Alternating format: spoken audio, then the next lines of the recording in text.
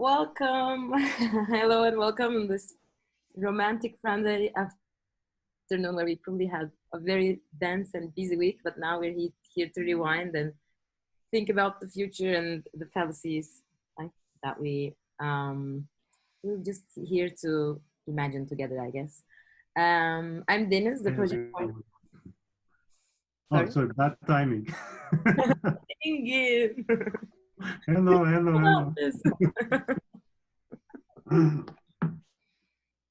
Do you have something to say? No, I just wanted to say hi. That was after just one sentence. So yeah, that's Engin, the co-founder of Atölye, and we're here together. And I'm Deniz, the project coordinator of Atölye Academy, and we will be your hosts of this event. Just so you know, just a very quick housekeeping. We record these sessions so we can put them on our newly formed YouTube. So if you don't want to be seen, please turn off your cameras and just make your name an anonymous name where like a unicorn or a planet or something like that for your safety, I guess. And just, you probably already know, but this session is best enjoyed with your headphones on and your microphones muted. So welcome to the 4th edition of Atölye Academy's Future Tense, where we will be hosting the futurist and science fiction writer Madeline Ashby'i. Here she is. Can you say hi, Madeline? Hello. Thank you for having me. Okay. Atölye, maybe you know or maybe you don't, is a 21st century creative services organization that places an award-winning strategic design studio and an academy since 2020 within a creative hub. We exist to cultivate a fertile environment to catalyze individuals and organizations to thrive together for better.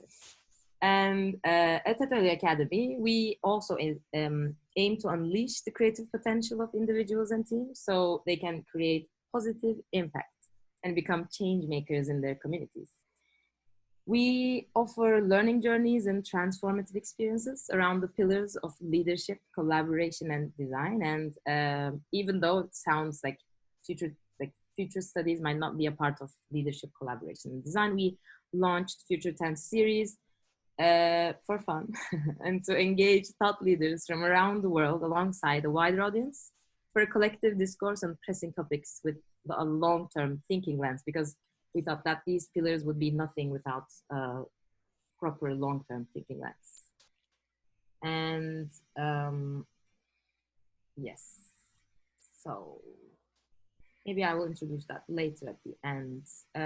What will happen today? So we will have a welcome and check-in for about 15 minutes, and we have Madeline's presentation for about 30 minutes, and then breakout room exercises for maybe about 15 minutes, and then a Q&A, and then just quick checkouts. That is happening. That's happening. So we have a brilliant check-in exercise, of course. So energize. It's Friday afternoon at 5. Normally our happy hour when we were back in the office, but with beers, but now we're drinking water because we're home and it's miserable. So our check-in exercise for this, I would like you to just look at where your group chat is. So first, can you please type your name, where you're from, and your profession, or however you would like to describe yourself. And when I say enter, you can just hit enter, and then from the chat there will be a river flow of answers, and we can just see who's here and who's not. So please type your name, your location, and your profession at the group chat. Yes, I can write mine. I am Deniz.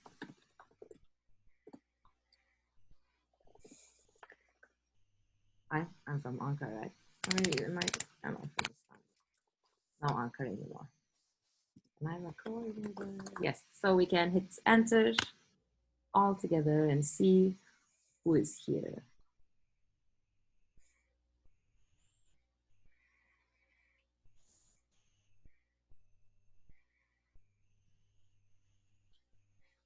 Yay, Ree is here. Oh my God, familiar people. That's so nice to see everyone back here. In a month since we haven't done one of these events, I think. In fact, it's been a little more than a month, and I guess we also were a bit on the August mode of taking a break from this and zooming out and questioning whether it's still worth continuing, and now we decided yes it is. So Now we're here. Perfect. That leads us to our second question, which is the emoji which best translates my current mood is. You can copy and paste it from Emojipedia. Also, someone from our team discovered that we can open the emoji pad from the Zoom chat, but I totally forgot about how you did that. But I'm just going to copy Esra's emoji. may I suggest maybe we close the screen share and just for check-in, if you don't mind, or turning on your video so that we get at least a sense of also not only your emojis, but your real faces. But if you close the screen share, it becomes, yeah. If you go to the gallery mode, then we just have not only this odd representation that became the language of, I guess, this decade. I love emojis. Maybe it's a generational thing.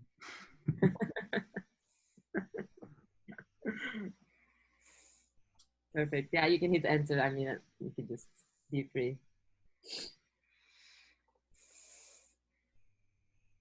Well, Gökçe, what is that? Is that a cookie? That's great. I would like to feel like you right now.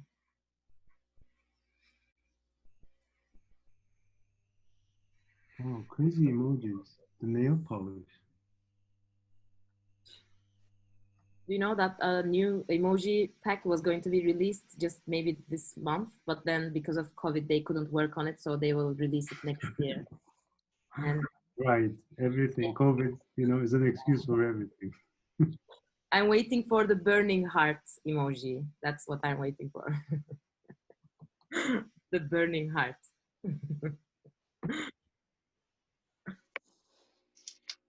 Perfect. Oh, and then, look at you, Nazlı. That's look at you.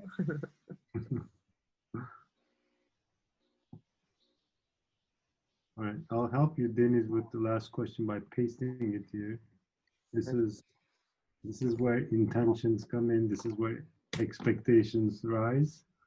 So, what are you expecting to leave this session with?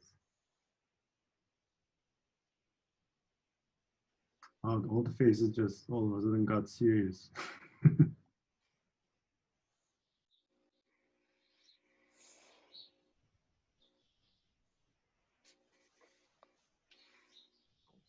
So there's a bit of a puzzlement. There's inspiration, hope, provocations, magic, different perspectives, creativity. I think Madeline will deliver on this, right? Hope so. Great. More questions. Some guidance. Yeah, some guidance is always helpful. Wonderful. So with that, maybe we can move on to leaving the stage for the person you showed up with, for not for me and Deniz, but Madeline. So Madeline has an extremely impressive bio, so I have to actually read it to make sure that I don't miss anything. She's a futurist and science fiction writer based in Toronto. She will be talking about what she calls cognitive distortions and how they can help us envision, or not help us actually, be a detriment in envisioning future scenarios in different ways. And she will also talk about self-limiting patterns and how to embrace a growth mindset when imagining the future. She is the author of various books, such as Machine Dynasty, Company Town. She's also a contributor to a recently released book called How to Future, Leading and Sense Making in an Age of Hyperchange. She has worked with Intel Labs, Institute for the Future, World Health Organization, World Bank, Atlantic Council, Robert Wood Johnson Foundation, X Prize, and others. And she's also the member of X Prize Sci-Fi Advisory Council and part of the Arizona State University Center for Science and Imagination's AI Policy Futures group. She has a wonderful website and a Twitter account under her name. So hopefully this is just the start of discovering the vast universe of Madeline Ashby'i. There's also a personal side to this. What inspired me to start or instigate this series with Deniz was not only the observation that there is simply not a platform, a zone for such discourse, at least that we could find in Turkey, but also being part of a global futurist group which Noah is kind of managing the community of, and Noah also was our first speaker, led me to think, well, what type of diverse voices can we hear from this audience? And Dan Hill was the second person from the same circle, and I actually found out about Madeline's work only through this circle, maybe starting 6 months ago, and have been reading some of her work since. And I just felt that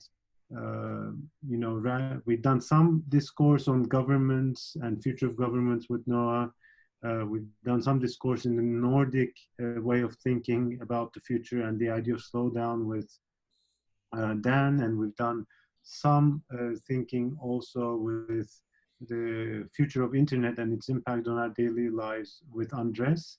But what futures is related with usually is science fiction traditionally, but science fiction is also interpreted as like a relatively offshoot area that some people love and the others can't relate. So I just felt like Madeline is bringing an interesting voice there, not only as a science fiction writer, but combining it with real world consultancy. So hopefully that bridge also inspires you to think not only broadly of, okay, this is some pieces of imagination that could inspire us, but it actually is a vessel, a tool for thinking about real world problems and issues too. So with that, I'll hand it over to Madeline, and please stay tuned. We have great breakout room questions that build upon Madeline's narrative.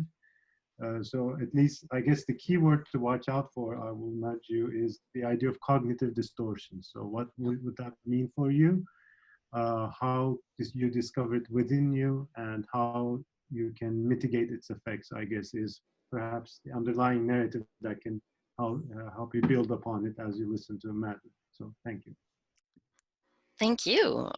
Thanks so much for having me. I'm really honored to be here, and I really hope that I'm very grateful that people gave up their Friday evening to spend it with us. Like that's quite the compliment. I know that you all probably could be doing other things, or that you probably all have other obligations that you need to get to, or that you're busy with other stuff. I know it can be really hard to sort of settle down and actually relax during a very stressful time. And so I really appreciate you sort of making the time to spend with us. And it's really a delight as we go into the fall and into sort of the or like the fall here in the Northern Hemisphere to sort of think about X number of months later within this particular crisis, of the many available crises. It might be a good time, I think, for a check-in, sort of in terms of how you're doing mentally and how you're telling your own story. Because what I am is a storyteller. I'm a writer. I'm a science fiction writer. I do science fiction prototyping for my clients. Which means that I get asked to write short stories about technologies that are in development. So I get a brief, and then they say, hey, can you write a story set 5, 10, 15 years from now about this technology and how it's developed and how humans might use it? Because often engineers will spend a lot of time on a problem, and they can get very, very close to that problem without necessarily seeing some of the human ramifications of where that technology is going to go. And that's where art is really helpful. And art can be design, it can be writing, it can be poetry, it can be all kinds of different things. It can be filmmaking, writing comic books, what have you. There's a lot of different applications for this type of practice. And I've seen a lot of different formats of it. I've written comic books for the World Bank and the Red Cross. I've sort of advised on documentary filmmaking. There's a bunch of different I've even directed a short film myself. So there's a lot of ways to take this and a lot of fun places that this can go. So keep that in mind. But ultimately, it's about storytelling and about the stories that we tell ourselves about ourselves and about our future. And so with that, I think I can see if I can share my screen with you, if I can find it.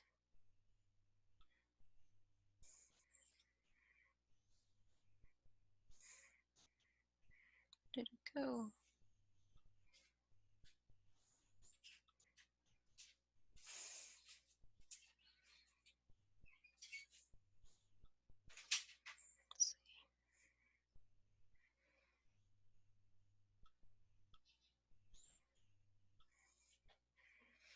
There it is.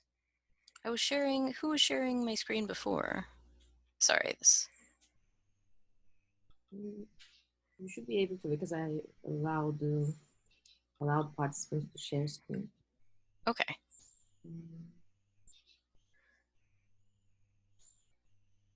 I think now.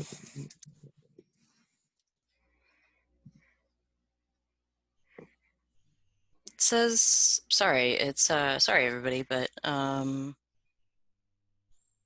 that's blanked out for me. Just right next to the participants, at the bottom of the screen, there's just next to chats. Okay. Stop video, security participants chat share screen. Ah, there it is. Yep. Many, many menus that are available here. All right, sorry about that, everybody. Let's do that. I don't think any of you want to look at my terrible Scrivener draft of the next book, unless you do, but I really doubt it. It's quite rough. So.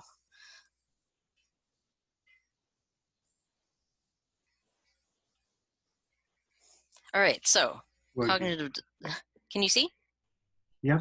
Are we good? All right. So, cognitive distortions of the future, the most common ways of misunderstanding the futures. I came to the sort of idea of cognitive distortions last year. I actually took a course in it, and or a course that involved this, and it became a language for me to understand a lot of my own experiences, and for that reason, I thought it might be helpful, especially now, especially given the COVID crisis, other political crises, the climate crisis, things like that, other unfolding disasters that may be slow or fast. I thought it might be useful for the rest of us to sort of know about some of these and to sort of become more familiar with them in our everyday language. So this is who I am. You can find me at these locations. These are images of my books if you ever go looking for them. I know that they are available globally, like via Amazon and things like that, but you can also get them from Bookshop, Book Depository. If you have a favorite indie genre bookstore that sells a lot of science fiction, I encourage you to patronize them and spend more time there. Those are great little community hubs, and they are really hurting during this crisis. So, go buy your books from your neighbors is what I would say. Keep that money in the local economy if you can. Yeah. So, what are cognitive distortions? It's a weird kind of phrase, I agree. Cognitive distortions were sort of coined as a phrase by Aaron T. Beck, who was a psychiatrist and sort of the father of cognitive behavioral therapy. Cognitive behavioral therapy is a micro-targeted therapy that is designed to wrap itself up within a few weeks. You can take sort of short, brief courses of it, and it's mostly a mechanism by which you can understand the patterns of your own thoughts, rather than sort of, rather than in traditional analysis where you sort of look back at your past and learn your backstory and figure out like, oh, this is why I behave the way that I behave. Cognitive behavioral therapy just looks at the behavior. It just looks at what you do, not why you do it necessarily, just what you do and how you can change it.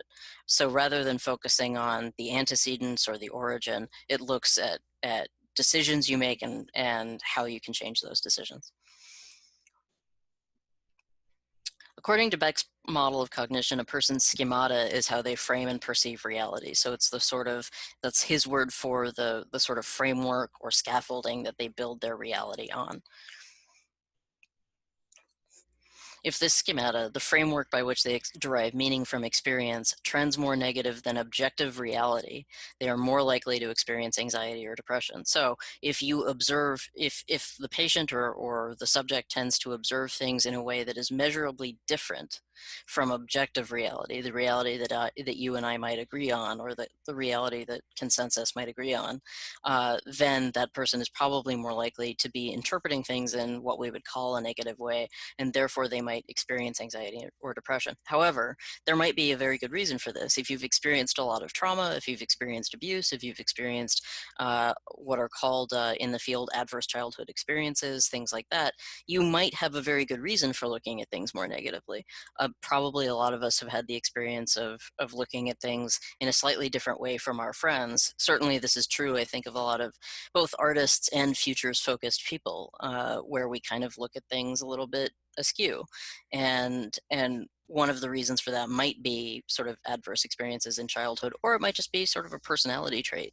And that can have a lot of value, but you should know kind of if your thoughts are trending all in sort of one direction, then you become very predictable. So what this is about is sort of thinking about how you think. According to Beck, there are 3 levels of cognition. And I sourced this from the Center for Addiction and Mental Health right here in Toronto. One is conscious cognition, which is rational thoughts and choices made with full awareness. I'm fully aware of the thoughts that I'm having and the choices that I'm making. Another is automatic, thoughts that flow so rapidly you might not be aware of them. And down at that 3rd level is something even deeper, which is schemas or schemata, core beliefs and personal rules for processing information. These are shaped by early childhood experiences and other pivotal moments in life, like traumatic events or historical events or disasters or even sudden successes, right? Even if there's a sudden windfall in your life, you win the lottery, suddenly you start thinking about yourself as a very, very lucky person, correct? So I think that those core beliefs about ourselves, what are often described as core beliefs or core values, sort of influence how we think about the way time is unfolding, the way history is unfolding, the way we can get information about what is happening around us. We always interpret reality through our own experience and through our own identity. But that can cause us some problems when that doesn't match up with actual reality, when it doesn't match up with consensus reality. So another way of thinking about schemas or schemata are as rules. So what are your rules for interpreting your personal experiences? How do you take in that information? How do you evaluate it? Who made those rules for you? Is that something that you learned from your parents or from school or from a mentor or from someone you were in a relationship with or from, the state or from media? How did you learn them? Did that happen early, late? Was there a transformative experience that you went through? And when did you learn them? Was that early? Was that in childhood? Was there another sort of event later on in life? A lot of people now, I think, we've now extended the human lifespan so long that a lot of people have multiple careers. You might have started out one way, in school or elsewhere. You might have started out on one career, but then by middle age, or even by by your quarter century, you might have changed your mind about a lot of very important things. And these moments of disruption, these sort of windows of cognitive opportunity, where we have the opportunity to reconsider how we think about information and how we think about our rules for not just living, but rules for interpreting that information. Because those are ultimately about identity. Those are ultimately about how we think about ourselves and how we think of ourselves as agents of change within the future. Another way to think about this is shortcuts. So what shortcuts does your mind tend to take? I think we all take mental shortcuts. I think we all sort of try to reduce our cognitive load by establishing certain programmatic rules within our own cognition. But ultimately, those are shortcuts. Sometimes we miss certain things if we take the quickest path. We might be missing a lot of other information if we just cut straight through. Or we might be damaging something. We might be creating our own little mental foot track that ruins the landscape. What are your most frequent thoughts? I love this question. I think that everybody should have to answer this at some point. What do I think about? Not just what do I think about most frequently, but what do the thoughts actually say to me? Am I aware of those thoughts? And are you aware of them while they're happening? Or is it that you sort of realize that you come to a conclusion without necessarily knowing how you've come to it? In a foresight context, we might think of schemata like scenarios. A lot of you probably already understand the foresight language around scenarios. Scenarios are sometimes considered stories or story worlds for examining possible futures. I write and develop a lot of foresight scenarios for my clients. In my work at Changeist, we often develop multiple scenarios for our clients. I've done a lot of different work in that regard, and I often talk about it, so you can definitely ask questions about it later if you have any. Scenarios are not predictions about the future, but rather similar to simulations of some possible futures. I really like this sort of one-line explanation of what scenarios are. They aren't predictions. A lot of people ask me if I'm, when I say I'm a futurist, people say, "Oh, you're, a fortune teller. Oh, you're you predict the future." And in fact, that's not true. I don't predict the future. I help people talk about the future that they want. Usually I'm a workshop facilitator. Usually I help people sort of have a conversation about the future they want to have, the future they want to avoid, the many possible futures that are available. And the reason I've sort of landed on cognitive distortions is that in that context, I often talk about futures work as corporate therapy. There's a reason to involve these sets of language or to borrow language from the therapeutic context into the foresight context because, talking about the future requires a huge amount of vulnerability. You have to talk about what you're afraid of. You have to talk about what you really want. You have to talk about what you think is possible. You have to talk about what you think is impossible. And that's actually really, really, really hard for people to do. I think we don't call on people to do that in a corporate context or a leadership context nearly enough. There's still, certainly at least in North America, there's a great deal of punishment for being negative. There's a great deal of punishment for being skeptical, and for admitting the possibility of failure. And so it causes people to hold themselves in and hold in a lot of tension and hold in a lot of anxiety about where things are going, but it also keeps them from talking about their best ideas. Because if you can't talk about problems, then you can't talk about solutions. So I think that it's appropriate to bring some of this language into the foresight context and use that as an opportunity to help people become more comfortable with the idea of talking about things like failure, talking about things that bother them as a way of getting to those solutions that much faster. As humans, we often imagine possible outcomes for our actions. Our schemata set boundaries for our imagination. Again, we carry with us a lot of beliefs about what we think we can do. what we think is possible for us. I apologize for some of the road work that's happening outside my window. It is not 5 p.m. in Toronto. The day is just sort of getting started here. In Toronto, there are two seasons. Winter and construction. So I apologize for that. So as humans, we often imagine possible outcomes for our actions, or at least hopefully we do. Some people have the problem of never imagining the outcomes of their actions. And that in itself is a disordered behavior that has its own separate diagnosis. But our schemata sort of set the boundaries for our imagination. They're the boards of the sandbox. They're the edges of the gaming board. They are the box that the cards come in. And those boundaries sort of frame what we think is possible, both for ourselves, but also for our organizations, for our families, for our communities, for our companies, for our countries, right? We only think about, it's very easy to talk ourselves into believing, oh, that's impossible, or oh, that will never happen. And in fact, some of that thinking is in itself distorted. Everyone has some cognitive distortions. Everybody does it. Everybody has it. You may have more or fewer than your friends or than your family members, but everybody has them. This wouldn't be a popular system of understanding the human mind if it didn't resonate with people, and if it didn't resonate with people a lot of the time. Here are just a few of them. One is disqualifying the positive. In disqualifying the positive, we actually don't allow the possibility, or we don't allow ourselves to see positive information. We only sort of embrace the negative. There are studies that show that humans do this on a pretty regular basis.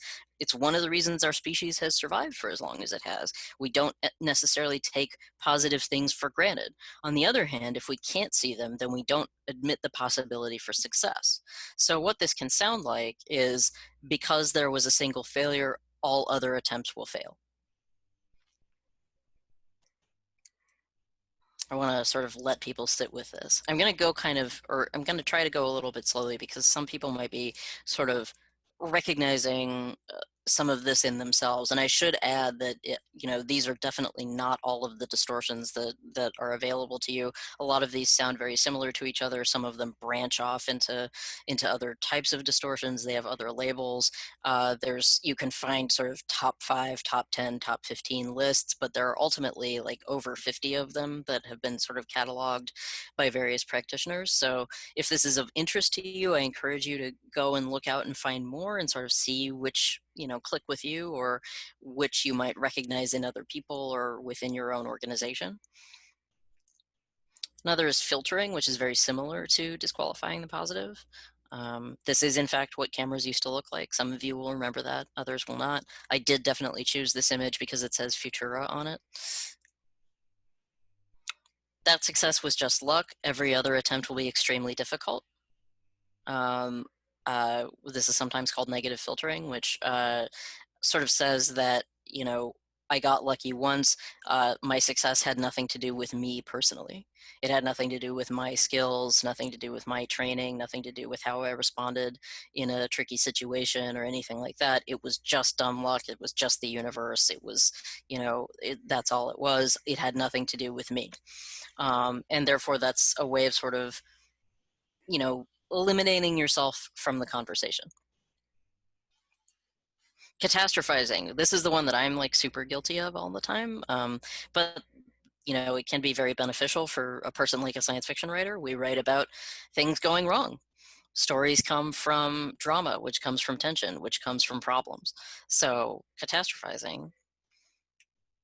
What if this happens? And then that? And the end result is a disaster. The most likely outcome is the worst possible outcome. Probably people, or you yourself have thought about, have heard the phrase, expect the best, plan for the worst, or you've thought to yourself maybe that planning for the worst is the best way to be prepared. And where this can become harmful, and I think we've seen this in the sort of phenomenon of like doom scrolling on the internet, on Twitter, or on, you know, where your social media platform of choice, is that in constantly imagining the worst possible scenario, you aren't necessarily preparing yourself for it. And I want to say that again because it's very important. In constantly imagining the worst possible outcome, you aren't preparing yourself for it. You are only doing half the job. That's not actual preparation. It's, you know, there is preparation, but, you know, I think that in imagining how things might go, that's framing the scenario, but it isn't necessarily taking action. It's not necessarily giving yourself a mission. It's not strategy. It isn't tactics. It's just the imagination, and it can sap you creatively, and it can sap you emotionally. One of the things that we talk about, that Scott and I talk about in our book, How to Future, is the phenomenon of doom scrolling, and how that's only half the game when you're a foresighter, that you should be doing this kind of research. You should be trolling through, you know, your sources of information of choice. But unless you can bridge it to action, it won't necessarily help. All or nothing thinking. I really like this image. It's not necessarily about greed, but if it can't be done perfectly, it's a total failure. If I can't succeed, then there is no point trying. Some of us, I'm sure that some of us have had this thought, or you've had a boss who had this thought.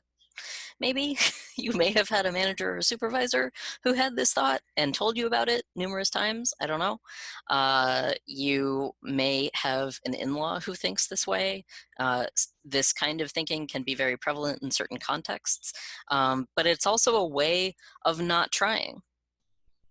You know, if you do not admit if you can't allow yourself to fail, then you aren't going to start up a new company. You aren't going to start up a new creative effort. You probably aren't going to, you know, move house. You probably aren't going to move on in a lot of areas in your life if you are unwilling to fail. Because the failure is an endemic human condition. Success also is, but because things are unpredictable, or because you can't necessarily know for sure, if you don't allow the possibility for one, you cannot have the possibility of either. I am always right. This may remind you of other people you know, public figures perhaps, or even just, you know, someone in your family or someone at work. But I am always right looks like this. Because I am always right, all contrary information is an attack on my identity. So because I'm always right, I have to fight my corner all the time. I have to constantly prove to you how right I am. Because I am always right, if you disagree with me, you are personally attacking me. Because I am always right, if you disagree with me, I have to prove who I am. I have to prove my identity by disagreeing with you. And I think we see this on the internet all the time. We see this in social media pretty constantly. We see people who don't understand their own cognitive mistakes, or their own mistakes at work or in other contexts, because they believe in their own intelligence so much. You know, oh, I'm a smart person. I couldn't possibly have made a mistake like that. You know, that belief in one's own, associating that intelligence with your identity, is a way to sort of get led astray, and make some, in retrospect, very silly mistakes, right? We could also talk about this as hubris. We could talk about it as a fatal flaw. That would be the sort of Aristotelian, dramatic, poetic language to talk about something like this. But it's definitely there. It's part of who we are as humans. It's a very human failing, just as all of these are very human failings. There's nothing wrong with you for having, you know, distortions like this. They are endemic to the human condition, like we said, but we can be aware of them. Fortune telling, again, the thing I get accused of all the time. So fortune telling within therapeutic language is often called mind reading as well. I know exactly what is going to happen, or what that person is about to say. There's no need to confirm this. So when you have people who assume that they know what you're thinking, or they assume that they know what is going to happen next, and they proceed accordingly without checking in, or without doing further research, or without actually asking you how you feel about something, or without checking to see if they've estimated the situation correctly, that is fortune telling or mind reading. And where it can be destructive is in if you believe that the situation is going to be inherently negative, or you believe that other people are thinking things about you that aren't true, or that you believe that people are thinking things about you that are negative just as a matter of course. So if you go to a meeting and you assume that no one is listening to you, if you go to a meeting and you assume that your idea will not be taken up and that there's no use trying, if you go to bring up a problem at work or an issue that you've seen arise and you assume that no one will be there to support you, ultimately that problem can never be resolved, because you have a theory of mind of the other person and they have a theory of mind about you. But if you never check in or confirm your own thought process, then you can't move forward sort of with solving any problems that you might have, or with advancing any new ideas. If you assume that the other person won't listen, or you assume that the other person doesn't want to hear it, you might have an idea that solves all their problems. But if you believe that that they've already written you off, if you assume that they've already written you off, you're not going to bring it up. And so everybody loses. Feelings equals reality, or what is sometimes called emotional reasoning. I don't really like that phrasing for it. I think feelings as reality is a better expression of it. But because I feel that way, it must be true. And you get a lot of people who talk about this as, I'm going with my gut. My gut thinking says this. My instinct says this. I knew it in my heart. I knew it in my bones. I knew it in my soul. Stuff like that. Phrasing like that. All of those can be like really helpful feelings. I believe that we should listen to our intuition. Gavin de Becker talks about this in The Gift of Fear, that like a lot of times we have an instinct that's there for a reason, that when we feel fear, or when we feel that something is a little bit off, we should listen to it. On the other hand, if that instinct is constantly firing, if you're constantly feeling that way, or if it's the only criteria by which you make decisions, especially strategic decisions, especially decisions at work, or especially decisions about staffing, or especially decisions about who to trust, if that's all you're listening to, you're not getting the total amount of information that you could. You're not actually hearing from a diversity of perspectives. You're only listening to yourself. Where that is limiting is that you are only listening to yourself, and you're probably not listening to your best self. And so when we only interpret when we think that what we feel must be true all the time, we're limiting ourselves to the wider world of information and the wider world of data. And that's where I think it can trip us up. So what does this mean for our futures? And I say futures plural, as many foresighters and people in my field do, that we often have like multiple futures. A lot of our futures are unfolding at the same time, and so they're all overlapping each other, and so on. So there's never any one future. And we're constantly sort of choosing between possible futures at any one time. And the future that I'm experiencing might be very different from the future that someone else on the other side of the planet is experiencing. We constantly say, or I constantly say, that your utopia is someone else's dystopia, or most utopias are dependent on the existence of a dystopia.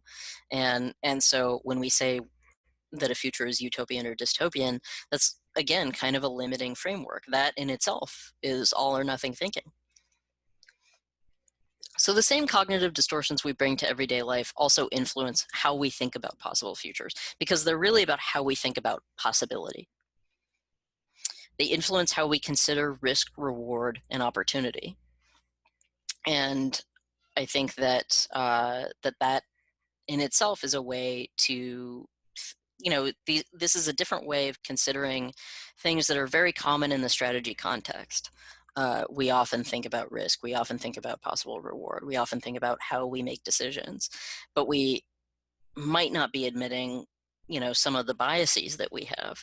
And when we talk about bias in a strategy context, or when we talk about bias in a business context, we're often talking about political bias, or the bias of experience, or the bias of education, that you're influenced by a mentor. You sort of carry that type of decision making with you. You might carry some of those core values, but we often miss how deep and personal and nitty gritty and ugly and shadowy and scary and icky some of those feelings can be. Right. And I think the moment that we open up to that, the moment that we sort of expand our vulnerability, as Brene Brown might say, the moment that we look into that vulnerability, we notice who's really making the decisions. Right? Is it me that's making these choices, or is it my id that's making these choices? Is it me that's making these choices, or is it a very wounded person who's making these choices? And it can be both. But if we're aware of our thought process, and we're aware of how we frame these things, and we're aware of at which corner of the scenario matrix our thoughts tend to come from, then I think we can ultimately design better futures.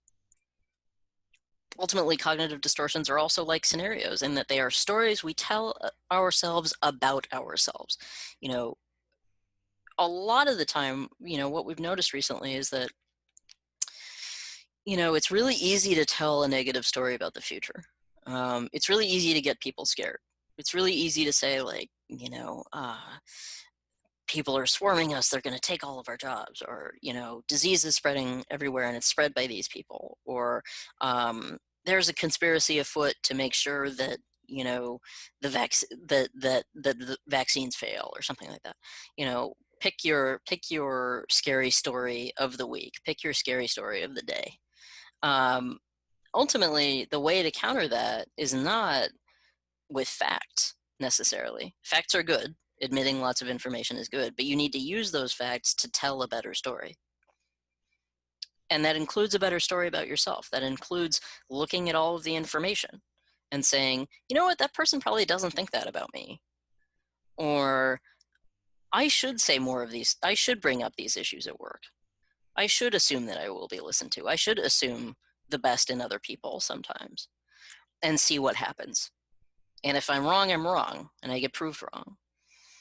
But I have to prove it first.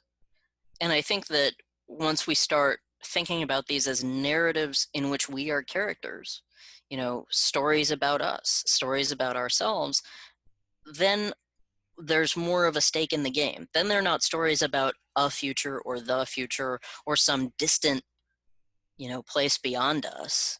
They're stories about who we are, because that's what the future is. It's an unfolding story that stars you. It's a story that you're part of. So you should act like it, and give yourself the opportunities to be heroic.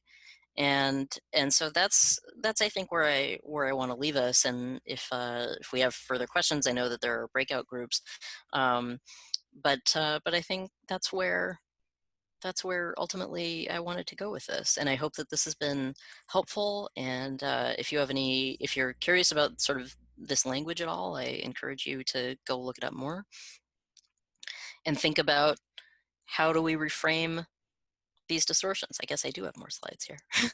How do we tell that better story?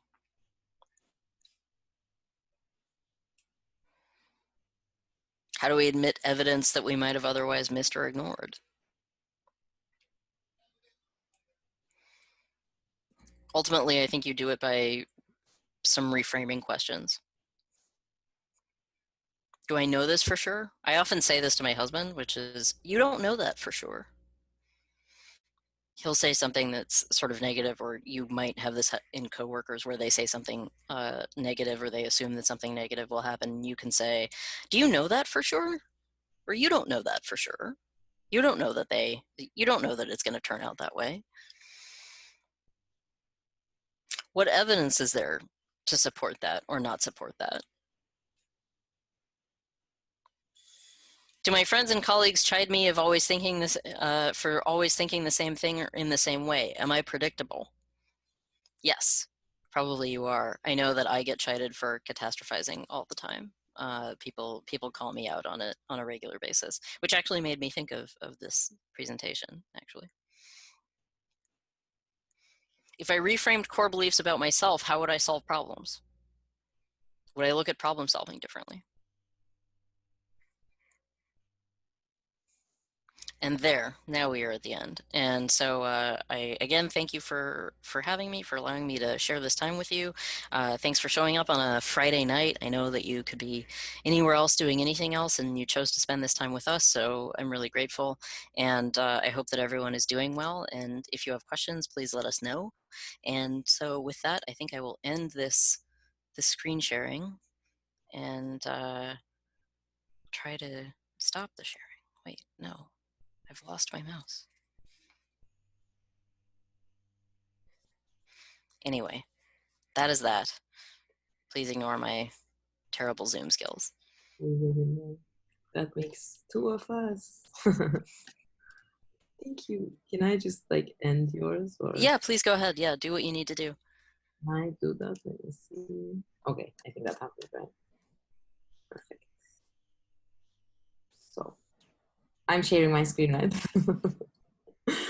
Okay. All right. Well, do you want to share the screen and I'll just voice over it?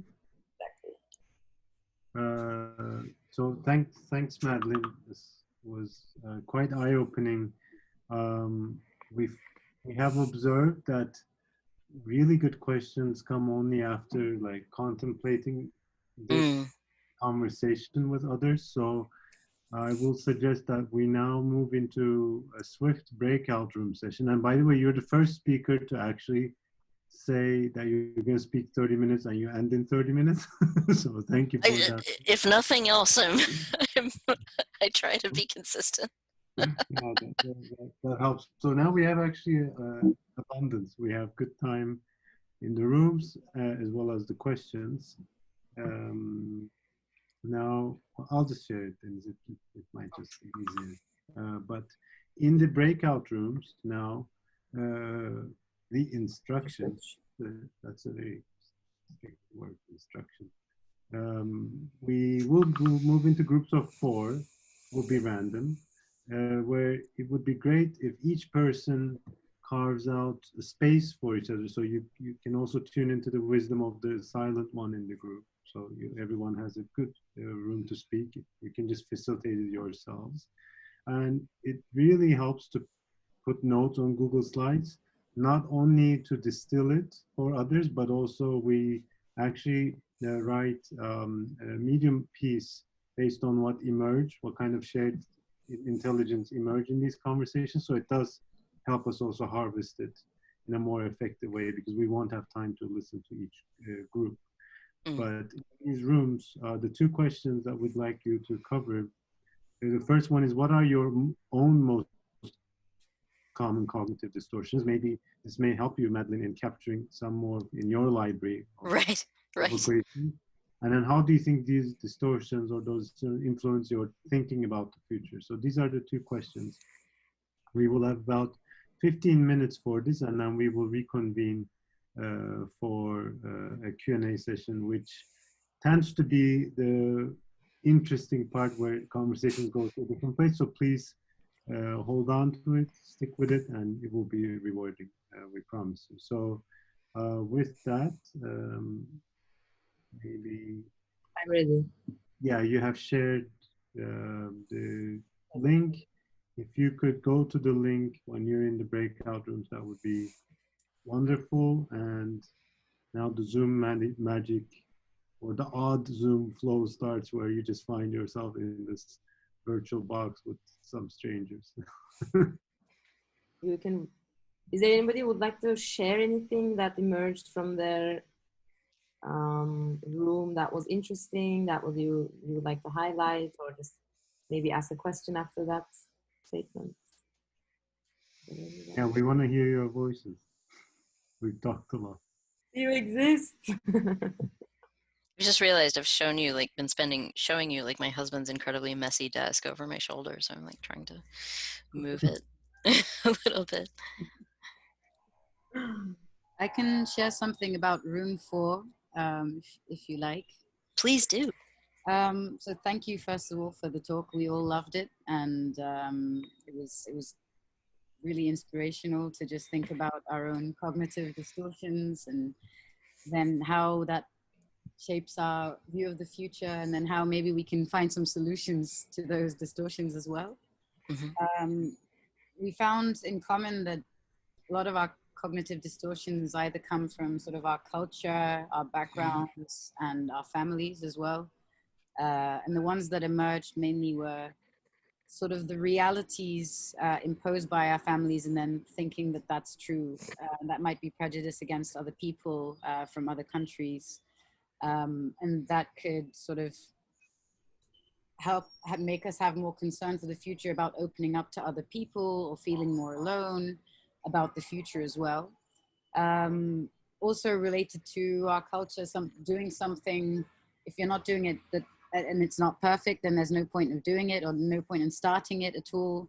That kind of idea emerged as well, and that obviously stops us from taking action, perhaps. I really like that. It stops us from taking action. Yeah, I like that. Like, that's a really good thing to recognize. I think like landing on that is really important. And then we also talked about sort of creating that sort of fake or negative reality based on past experiences, which even if we have a positive sort of outlook on life, sometimes that can emerge because of those certain traumas or events that happen in childhood or later on in life. And that again sort of puts a fear of doing things, or fear of maybe taking action, or not just that, not being able to enjoy the present moment because that something might happen, or things are not going to turn out the way you planned because you've tried it twice before. And so those are the things that came up. And we also talked about how mindfulness, breathing, those kind of exercises help. And as a final note, the reframing questions, they draw my interest a lot, because I wanted to sort of know more how perhaps you and others ask these sorts of questions, and how we can spend those time during the day to actually reframe those questions. When is a good moment to sort of say, hey, how can I ask those questions, and when? How can we? Right. How can I build some of that reframing into my process? Yeah. I guess, like, certainly, because I think like all of us have had that experience of like, one, that's a really good question, because I think also all of us have had that experience of like standing in front of the whiteboard or the easel or whatever, and like the whole wall is stickies and yet you feel stuck. Like it's like I have all these ideas but I don't know where to go, or I have all these ideas but they feel too similar, or I feel like we're just stuck in a rut or what have you. And I think like that stuck in a rut place is where the reframing can be really helpful. I was working on a project many years ago, actually. It was one of my favorite projects to work on. It was about 10 years ago. And we were talking about like the future of a brand. They were a legacy media brand, and they they were making a significant change in themselves, but it was a change that we thought could go a lot further, and which we anticipated in the future they would need to go in the direction that we were thinking of, purely because of like things like streaming media and stuff like that. And this year has actually been really interesting to watch that particular brand pivot to doing the things that we suggested 10 years ago that COVID made them have to do. But one of the things that we did while we were working with them was like we were having one of those days that was like just a big whiteboard sticky day. Like it was on a weekend. We were on campus sort of like doing all kinds of stuff, and finally we were just exhausted, and I forget which of us it was. It was myself and two other women, and we finally landed on the question: what will this brand never do? What would they never do? Like, what is impossible? Not what is technically impossible for them, but like what is so contra to their identity that they will never do it. And then we started writing down like all the things that they were never going to do, because it just like wasn't in their frame. It wasn't how they thought of themselves. It wasn't part of their identity. It wasn't part of the brand as it stood then. And suddenly we just had this avalanche of ideas because it was so contra to their experience. And we ended up presenting a lot of those that were just sort of like, look, we know that you think that this is impossible, but it actually isn't. And so I think like sometimes when you're really, really stuck, having that reframing conversation can be really helpful. It can also really be helpful in looking at, okay, you know, what are the perspectives that are being brought to bear on this problem? Is everybody who's approaching this problem sort of following the same pattern of thought? Not in terms of like, were they all educated the same, or do they come from the same context? That's already a problem. We know that about, you know, putting together diverse teams. We actually have a chapter on that in the book as well, as putting together like different, not just different perspectives, but also different kinds of minds and different ways of solving problems and stuff. So I think that it's appropriate to do at the beginning when you're framing it, like when you're putting a team together to solve a problem, but it's also really helpful right when you realize you're stuck but you don't know why, I would say. Thank you very much. Sure, yeah. Gizem, is Gizem still here? Yes, I am. You want to voice your question? Yes, I do. Thank you. You're welcome. I actually have a follow-up question after that, but first, here comes. Sure. I asked, when it comes to futuring, how do you find a mid-space between quote-unquote tyranny of the possible and the type of fantasy thinking that has no ground in today or anything? Yes. And would speculative design be considered an answer to this question? Because I'm trying to frame it from the perspective of design and, you know, how we think of design as a tool of problem solving. But when design tries to solve problems all the time, it often overlooks the problems themselves and merely tries to save the day.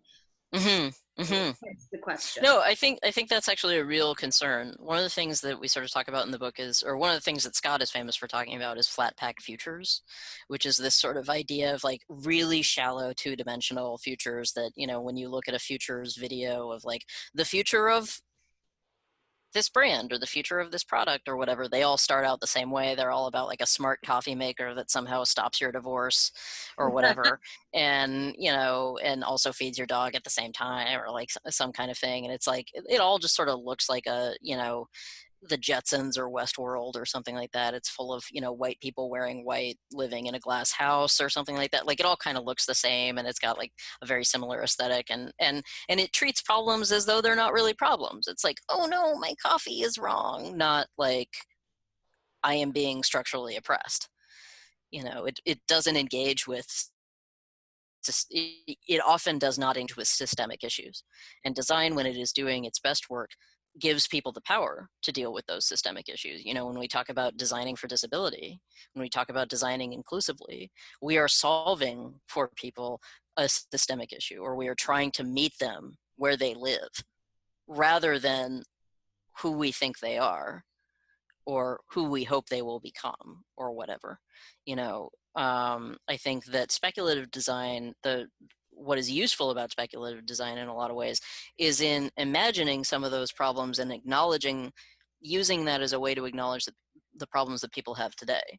And sort of, you know, what I like about speculative design, what I like about sort of speculative scenarios and stuff, is that it's one of the few areas in this line of work, or in design, or in sort of futuring, where we actually talk about pain and vulnerability, where we actually talk about the fact that like people are experiencing that the decisions that we make can cause suffering, and that people have to live with that.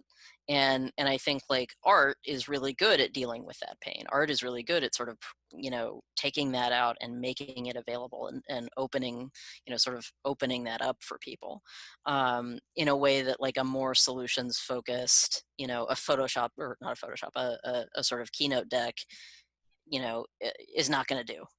You know, and or a little talk is not going to do, and so I think that that's where speculation can really get at the human in a pretty special way.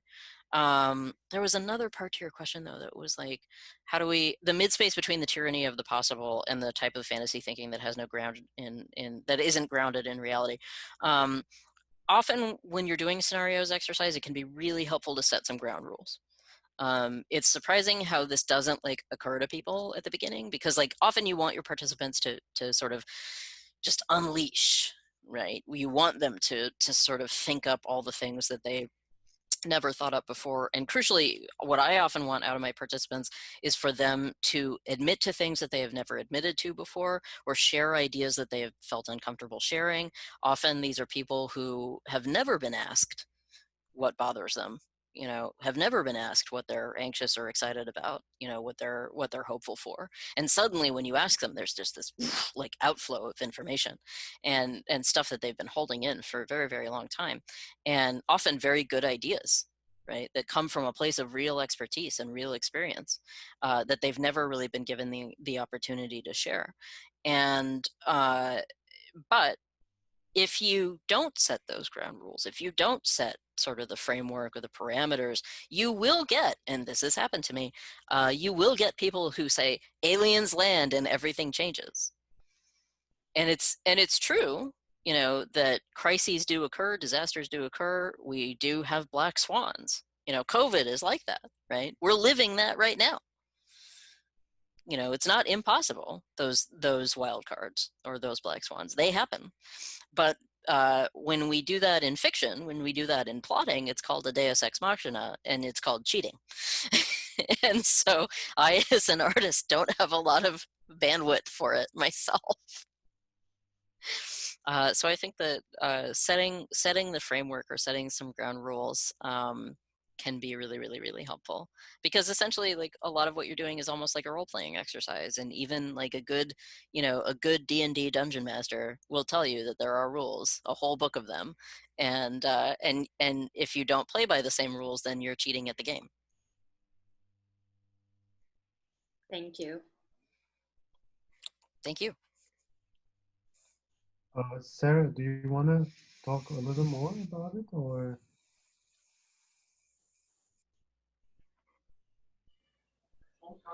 I think that we just felt that there were various distortions that definitely touched us, and that actually depending on different moments in our life, different distortions applied to that moment.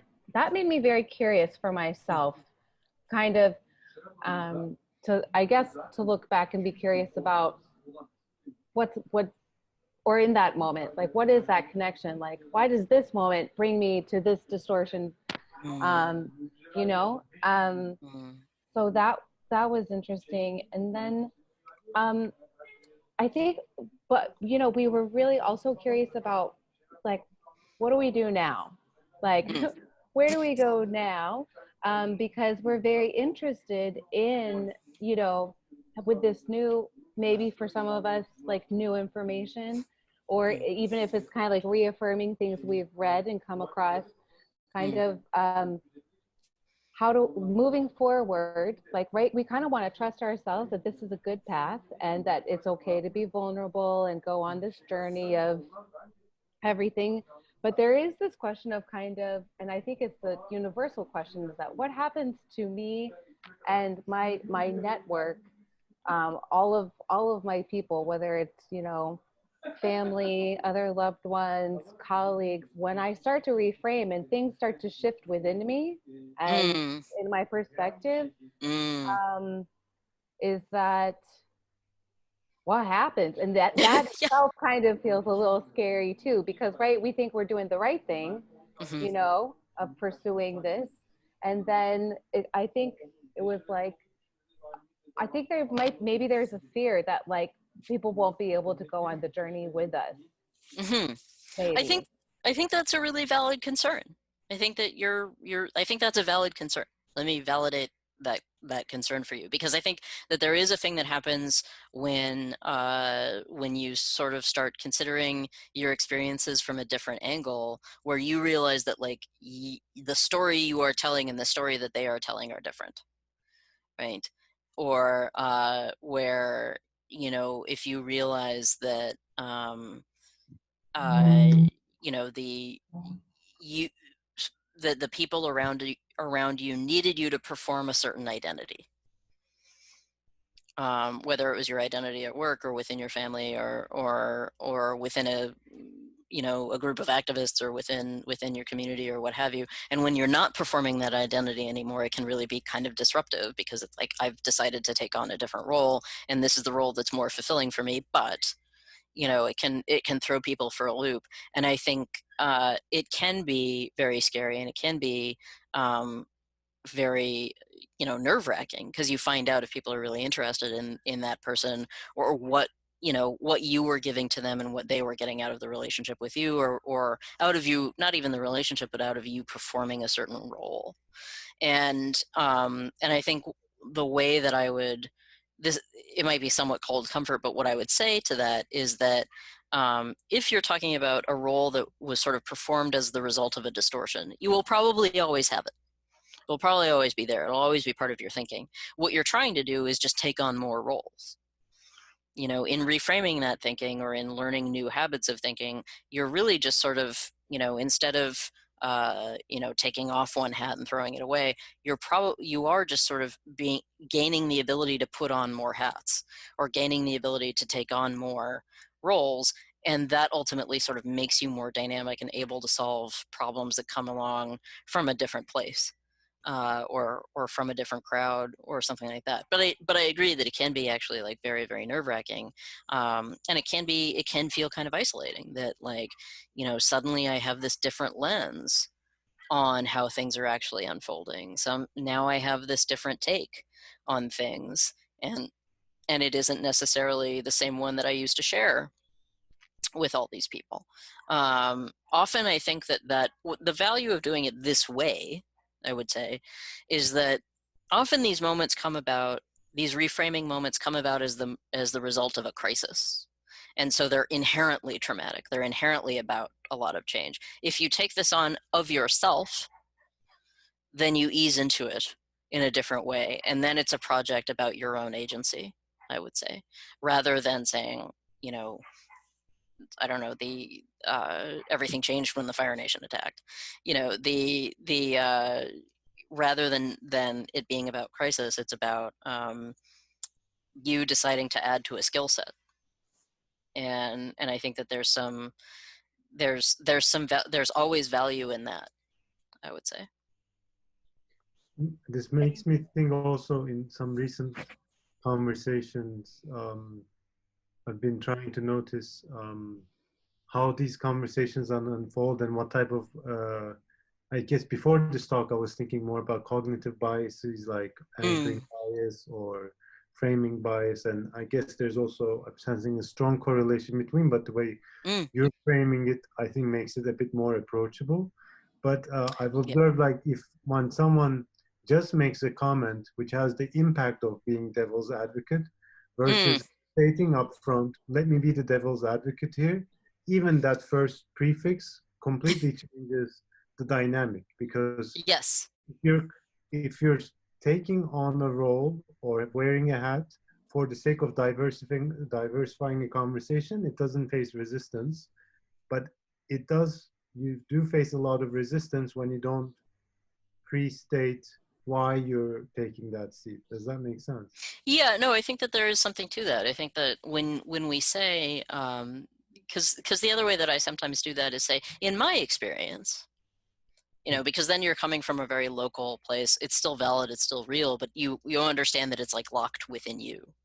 Or what I have found, or like when you find a way to frame your experience and sort of make it, you know, presentable, or you can find a different way to present it to people. I think that you, I had a friend in university who was so good. He was really, really good at correct me if I'm wrong.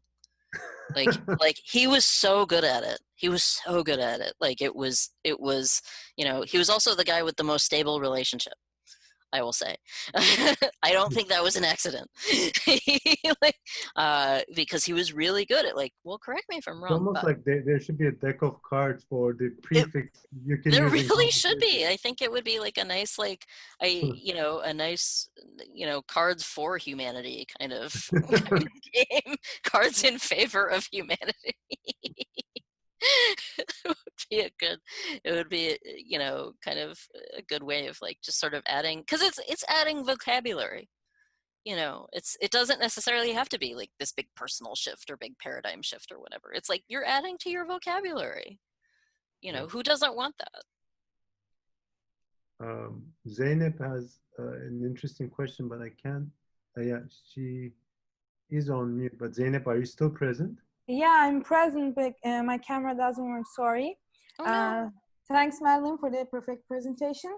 As far as I understood, we name cognitive distortions according to their approximation to the objective reality.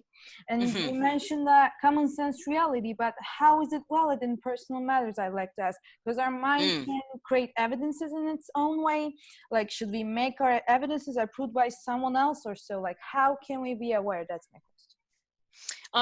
So the way that because also the idea of consensus reality is like sort of now on a downward trend, right? Like you can definitely argue with people who are functionally living in a different reality from you, thanks to like, their Facebook feed or their whatever social media platform they're on, or their media consumption or whatever. So even the idea of like there being a consensus reality is sort of up for grabs at this point.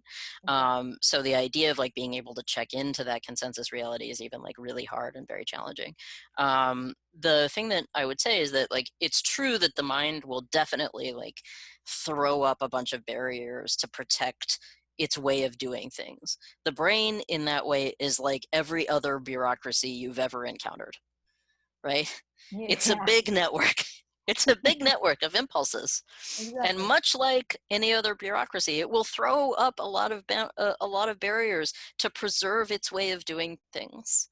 Because when we have a thought, our synaptic gaps sort of close, and the more thoughts we have that are similar or the same, the more our brain sort of deepens the wrinkles in its own tissue, and what we get are literal cognitive ruts. Like the tissue expression of the tissues of our brain actually change. The neural pathways in our brain change as a result of having the same thought over and over and over and over. And so it's very hard to suddenly redirect electricity. Electricity always goes down the path of least resistance, right? So the path of least resistance is the thing that we've always thought. It's the place that we've always gone. And so it's very hard to route some of those impulses down a different path. And our brain will often respond to our attempts at doing that by sort of throwing up these like, but have you thought about this? Or, don't you know that? Or they're all going to laugh at you, or whatever it is, whatever mechanism it brings up to distract us. It might be something as simple as like, that it would be lovely to think about that right now, but I'm very hungry. Or or something like that, or let's just watch TV instead, or let's just check Twitter instead, or like our cognition will throw up a lot of barriers to do that. So the way around that, I would say, is to write things down, and write things down by hand. Cognitively and physiologically, things change in our cognition when we decide to write things down. The limbic system activates in a different way when we physically do a task than it does when we're quietly sitting and thinking about something in the abstract. And so if you start to write down, well, this is the thought and here is the counter argument, suddenly you're involving the entire body in the conversation in a way that you hadn't been doing before. And that is where I think you can start to make those changes a little bit faster. And it's also why, I mean, you'll probably have noticed this if you've done like a lot of, workshop facilitation, or you've done gatherings with other people, or ideation with other people. It is a lot easier when you're all sort of standing and moving and moving about and drawing things, or drawing pictures, or you're up and moving about. The blood flow is going, the oxygen is going, you're standing up, you're moving about. Actors know this from when they try to learn lines. Most actors will learn their lines not by the words, but by the blocking. At this moment, when I say this line, I am on stage here. My arms are doing this. You know, they learn it in an embodied way. And so I think the more that you can embody some of those behaviors and say, like, okay, I am writing in the notebook that is for these thoughts. I am sitting in the chair that is for this. I'm even, like, you know, you can cross associate a lot of stimuli here. I am drinking the tea that I associate with this. You know, I am wearing the fragrance I associate with this. Like, you can kind of personalize it to your nth, you know, degree. And you know, there's a reason writers are sort of superstitious about the way that they work. And it's stuff like this, because it's like, it's ritualized behavior that can lead to an outcome. But it's, you know, it's that, but it's a way of embodying the mindset that you want to carry forward, and tying the sort of abstract, formless, amorphous thoughts that you're having to a literal embodied condition. And that is a way to, like, sort of close those synaptic gaps a lot faster than they would close. You know, the older we get, the slower those gaps you know, close. It's the harder it is to develop new thoughts. There's a thing called neuroplasticity. You can read a book called The Brain That Changes Itself, about recovering stroke patients and seizure patients, and how that science relates to the science of aging and the science of just brain science in general. But we know that the older we get, the harder it is to have sort of different thoughts, and the hack around that is to do different things around learning those concepts. I had a teacher in high school who his son had been born without the corpus callosum, which is the bridge between the hemispheres of the brain. It's like it's the nexus between the hemispheres of the brain, and ordinarily those hemispheres are meant to talk to each other through the corpus callosum, right? You know, that's the switchboard. It's the uplink between those two things. And because he didn't have that, he had to learn everything twice, one for each side. And so he had to learn that, you know, when he learned the concept of blue had a taste and a sound and a look. You know, blue was the taste of blueberries, and it was also the color of the sky. You know, and so it had to cross associate in a way that wasn't automatically intuitive, but it guaranteed that both hemispheres of the brain knew the concept of blue. And I'm definitely, you know, simplifying this here, but I think when we take the time to learn new concepts in as many ways as possible, and in a way that is sort of involving different systems within our body, or within our sensorium, within the sensory apparatus, we get there a lot faster, I would say. Thank you so much for the advice, and also for the example, because I'm trained to be an actress. Oh yeah, fantastic. Yeah, just learn it by your blocking. It'll be so much easier to remember. Yeah, thank you so much. We're technically out of time, but they're really good 2 questions for those who want to stay. I think it's worth staying, and then we can do a quick checkout. Jaydan, do you want to voice yours? Yes, thank you. Thank you for the presentation and all your answers. I got some pieces of answers for my own question as well.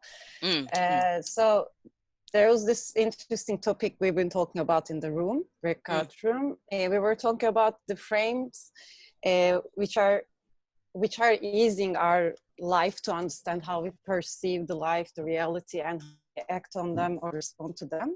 But also in a way, they limit to understand our complexity as well. Because when you label yourself in some way, then you start to think of yourself within this label, but also you have so many nuances in every human being, especially.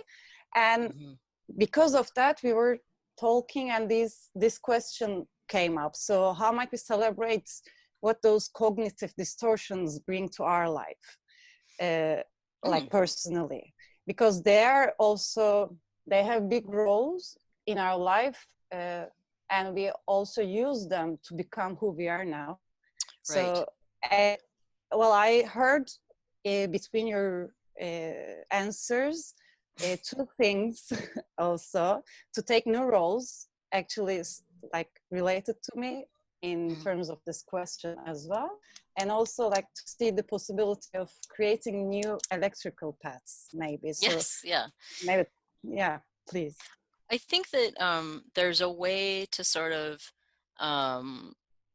look appreciatively at those distortions and say, if you go back, if you do sort of an inventory of past experiences and say, well, this is a point at which that distortion, whatever it might have been, actually protected me from something.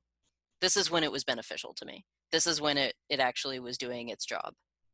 Because you can find a bunch of examples where, you know, this held me back from something, or this, you know, I didn't get what I wanted out of this situation because I believed this and it was incorrect, or what have you. But often, you know, again, to go back to the sort of Gavin de Becker gift of fear example, there are times when, you know, some of those quick pathways of thinking, those instincts that we have mentally, do kind of do you a favor.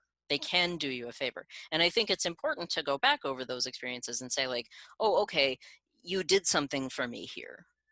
You know, you did this for me, and I'm very grateful for that. It's sort of like having a friend who wants to do everything for you, or do everything their way, almost. I don't know if any of you have had friends or family members who are like that, who are like, this is the way to do it, I'm going to do it for you.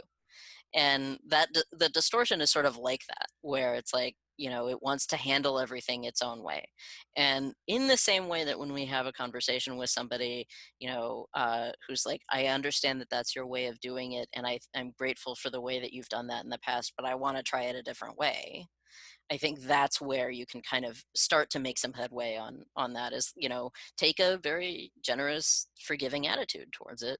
But also, you know, the thing about a growth mindset is that you're admitting the possible. You're admitting that more things are possible than what you thought before.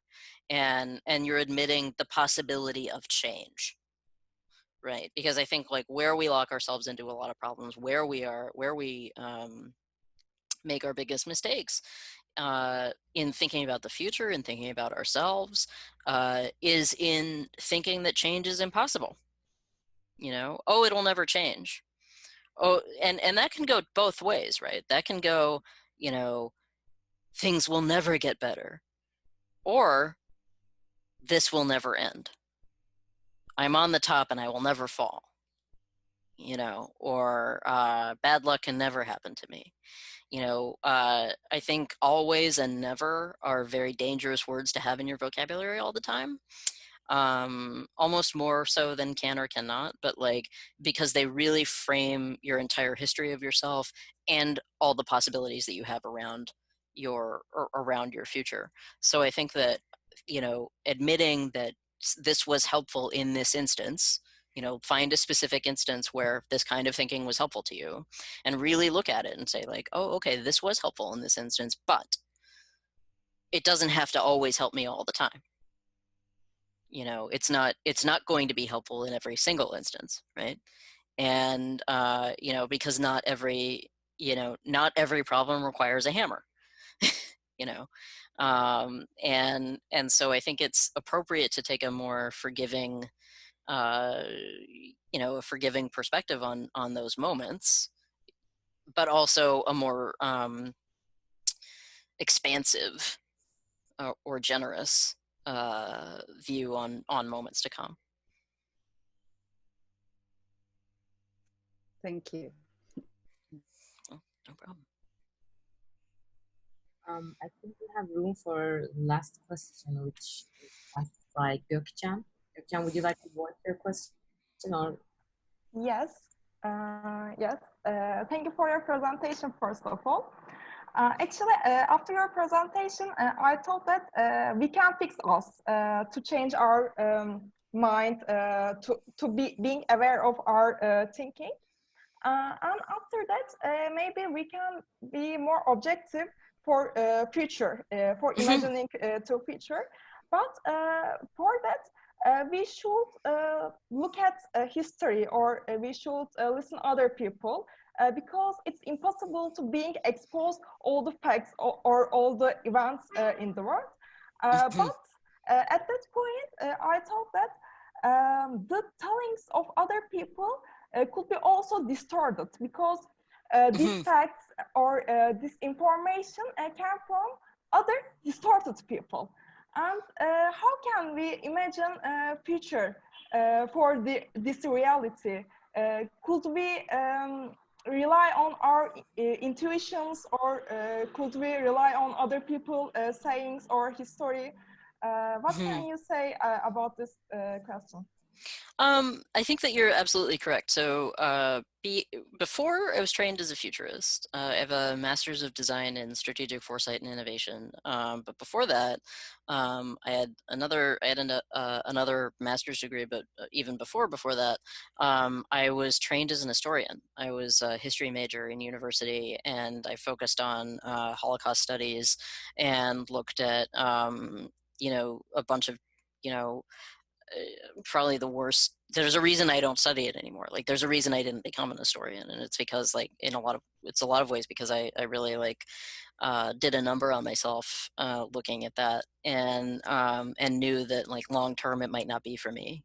Also, the rigors of academia are sort of in a different way, and I had a friend who after I got my first master's, I had a friend who was like, I don't think traditional academia is for you. What you need is this master's degree and then to become a freelancer.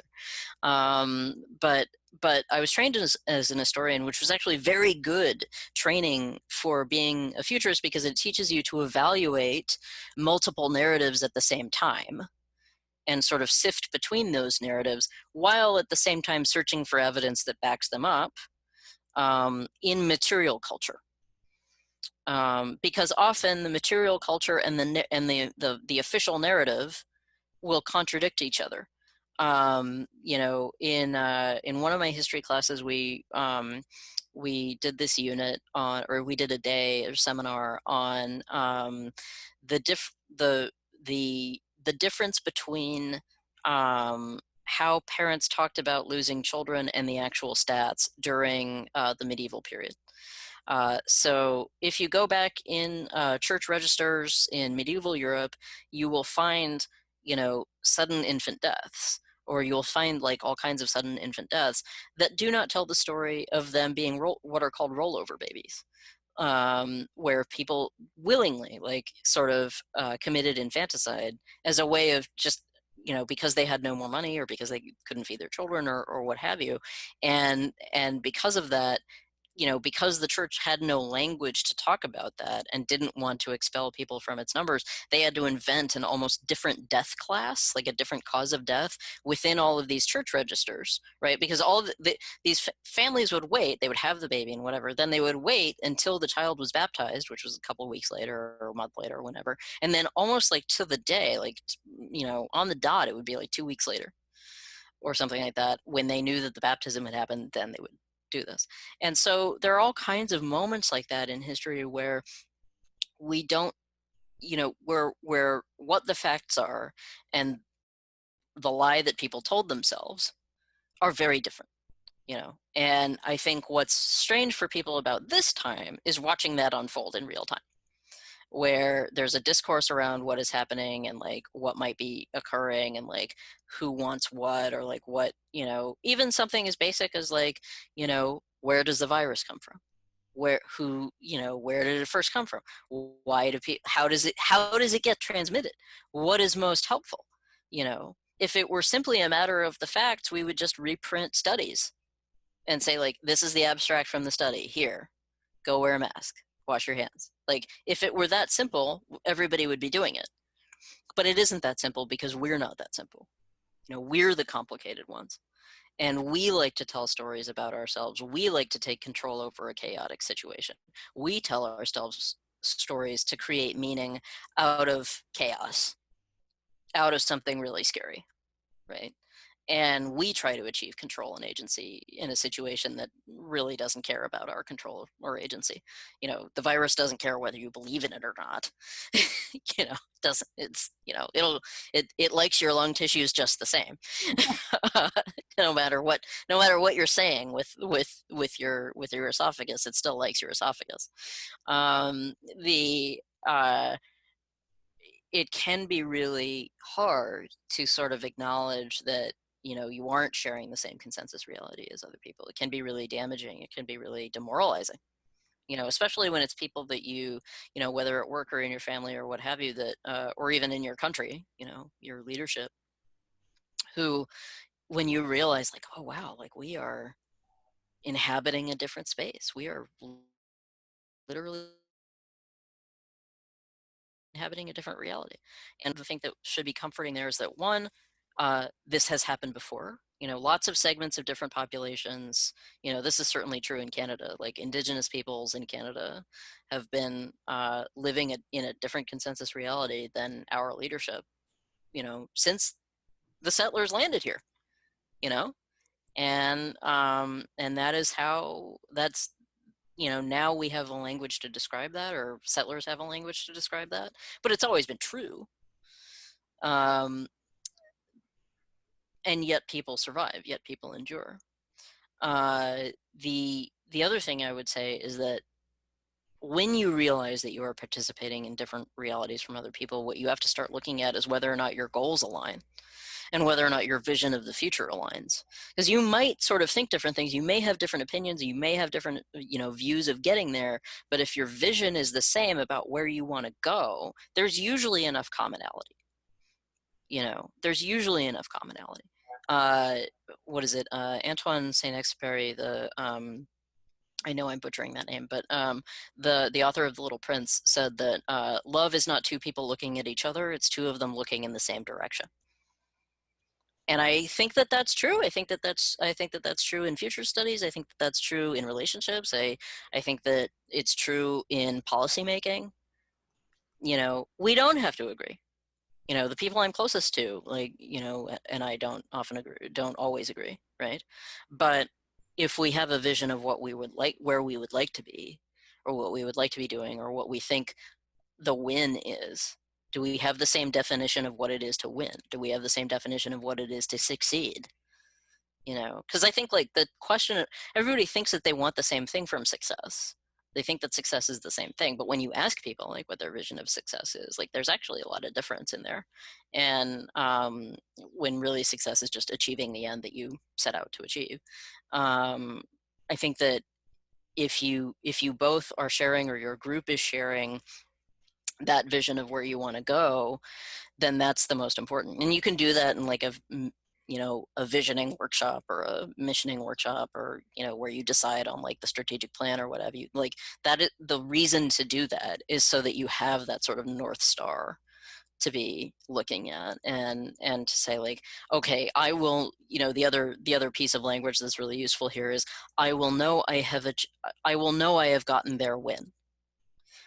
I will know I have achieved this when. And give yourself the win conditions. What are the conditions of success here?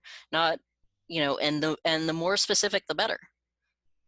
And that's why we do really detailed scenario work. It's why we do really rich built worlds, so that you can see it when it's coming, and so that you avoid a lot of generalization, abstraction, lack of definition. When you've built that scenario in your head, when you have that really specific vision of where it is that you want to be, or how you want things to change, or what have you, you're way more likely to succeed. You see it in activist groups who have a really specific goal, right? We want to expand the voter rolls by X%. We want this amount of conserved acreage. We want, this many new parks, this many new playgrounds in the neighborhood, or whatever. Those specific goals really can help, drive an entire group. Can drive people who are sometimes competing in their ways of doing things. But if they have a ways to go, or a place that they have all agreed to go together, that's, I think, where you can leverage a lot of people who might not otherwise agree, or who might not otherwise have come together. It's nice that this got linked to the foundations of systems thinking. I think it made me right. Yeah. Donella Meadows and her leverage points, the 12 points. Absolutely. The lowest ranking one is where people always discuss on a daily basis the parameters, what's the tax bracket, what's the number, but he says the highest is the intention, Yeah, the absolutely. Leverages the intention and aligning those. So that was nice bracketing with thinking from a long time ago. That's still, I guess. Well, the classics are classics for a reason, right? Yeah.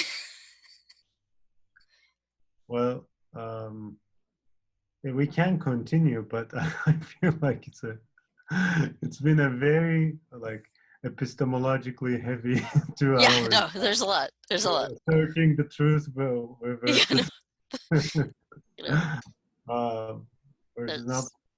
But we really are glad that you stayed through. These are I think these are amazing questions. I think Deniz and I will work hard to capture some of these into written form so that it endures in their own way. They endure. Yeah, and I guess, Deniz, do you want to briefly share some bits and pieces of highlights, I guess, about what? Yeah. We just do this. So we just maybe write like 7-minute reading time posts about every event, and we just published one from our previous event, Awakenings, where we had the sacred number, right? So that's how we write. We just write for 7 minutes. So yeah, please do check out our and like clap or whatever. It's a very intriguing article on the future of the internet. We talked about with conglomerates and like oil as the new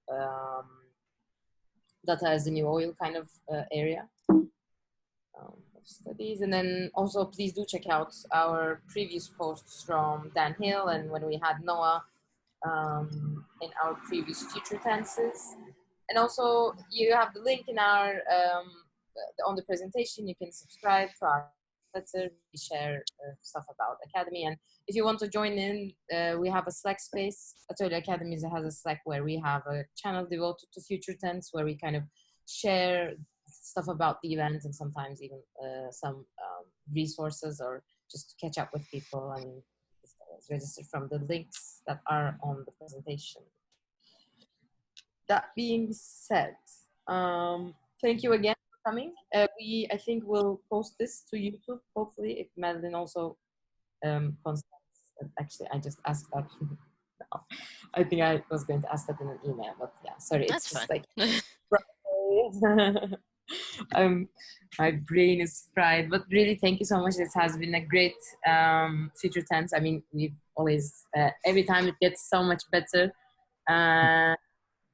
And yeah, I will just stop my sharing screen. And yeah, thanks, Madeline. Thank you so much. Thank you for having me. It's great to listen to other female voices from around the world. Just makes me so much more positive and about the future. So yeah, thank you for representing. Well, needless to say, if you have other suggestions for speakers, you're always welcome.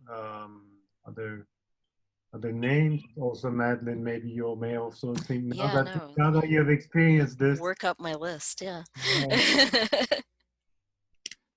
And Tuba, wonderful comment. Actually, we didn't address it, sorry, but how this relates to capitalism, I think. Sadly, the art of marketing is one of using these distortions to some brands' favor. So. Yeah. Yeah, with that, Deniz, do you want to play the music of your choice so that we leave it out?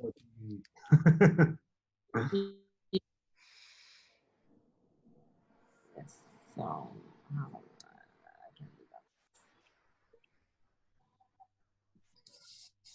I did close it, right? Or not. Thanks for coming. It's been a technically cluttery but content-wise amazing session. I'm so glad. Thanks, everybody.